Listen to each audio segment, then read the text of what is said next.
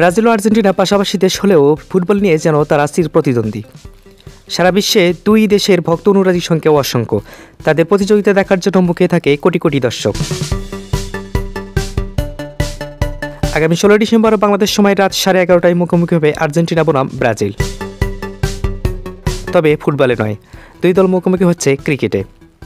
ছেলেদের আইসিসি টি-20 বিশ্বকাপের দক্ষিণ আমেরিকা অঞ্চলের বাছাই পর্বের ম্যাচ খেলবে দুই দল। ম্যাচটি হবে আর্জেন্টিনার বুয়েন্সে। ফুটবলের দেশ ব্রাজিল আর আর্জেন্টিনায় যে ক্রিকেট খেলাও হয় সেটাও তো অনেকের অজানা।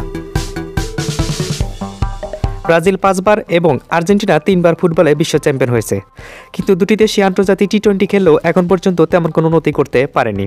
আইসিসি টি-20 বিশ্বকাপে দক্ষিণ আমেরিকা অঞ্চলের বাছাই পর্বের ম্যাচে এই দুই দল মুখোমুখি হবে আগামী 16 তারিখ।